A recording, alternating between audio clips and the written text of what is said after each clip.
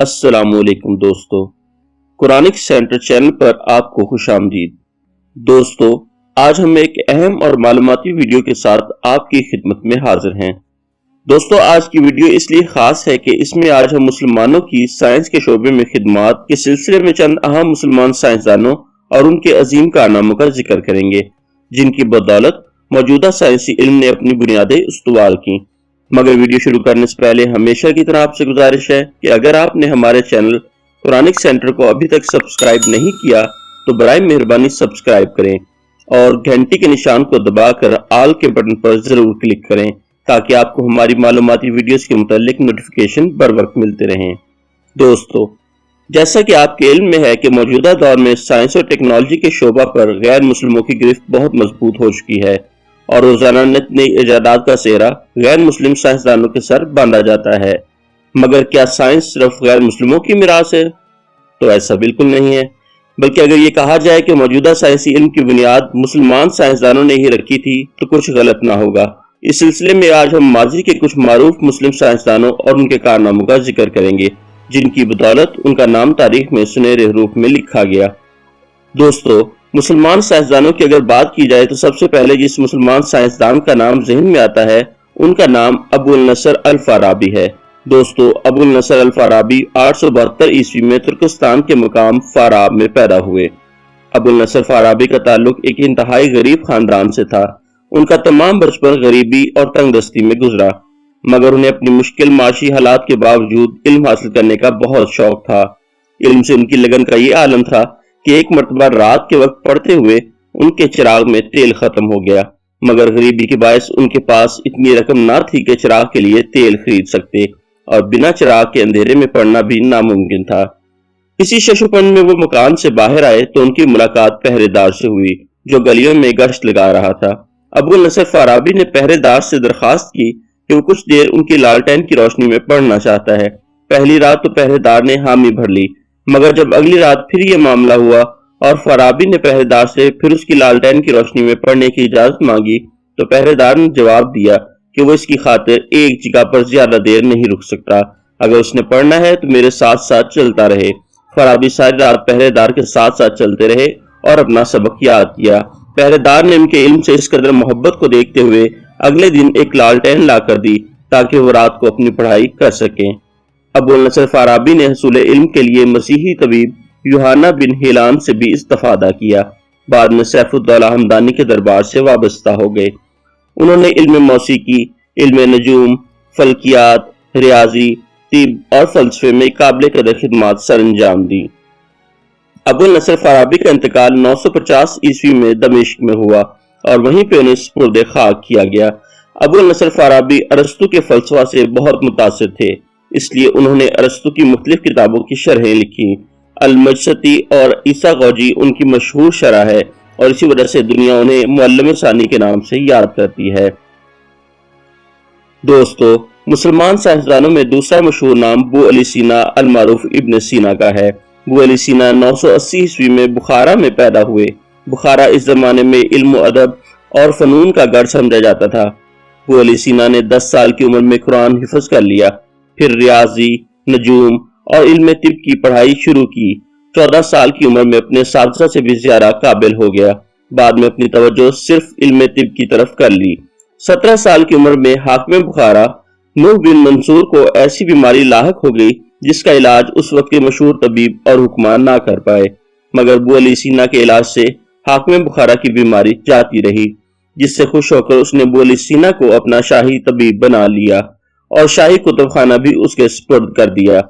मगर इसकी इस कामयाबी से बुखारा के दीगर अमाल बू अली सीना से हसद करने लगे और शाही कुतुब खाने में हादसाती तौर पर आग लगने के वाक़े का जिम्मेदार उसी को ठहराया। इन तमाम मामलात से तंग आकर बू अली सीना खारजम चले गए। वहां शाही दरबार की जानब से उनको वजीफा दिया जाने लगा। फिर सुल्तान महमूद गजनवी ने खारजम फतह किया तो तमाम उलमा और हुक्मा को गजनी में पेश होने का हुक्म दिया गया।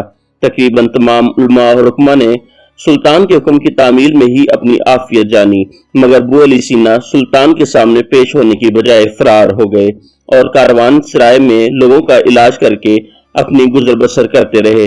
सुल्तान ने इस वक्त तक उन्हें मफरूर करार दे दिया था इस अरसे के दौरान अबू अली सीना ने अपनी कई कुतुब तहरीर की। अमीर हमदान ने उनकी इल्मी काबिलियत को देखते हुए उन्हें पनाह दी और दरबार में वजारत भी दी, मगर दरबारी सियासत यहाँ भी उनके पीछे थी। मुखालफिन की जानब से उन पर मुर्दा जिस्मों पर तजर्बात और मजहबी बेराह रवी के इल्जामात लगाए गए और उन्हें यहाँ से भी फरार होना पड़ा।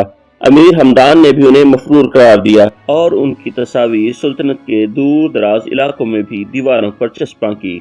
यूं उन्होंने दुनिया के पहले मफरूर इश्तिहारी का भी एजाज हासिल कर लिया। हालांकि ये कोई काबिल फख्र बात नहीं, मगर ये एक तारीखी हकीकत है कि वो एक अजीम साइंसदान और तबीब होने के साथ साथ मफरूर इश्तिहारी भी थे। दोस्तों, अबू अली सीना ने इल्म तिब में किरां कदर खिदमात सर अंजाम दी। इल्म तिब के साथ वो एक माहिर नबातात भी थे।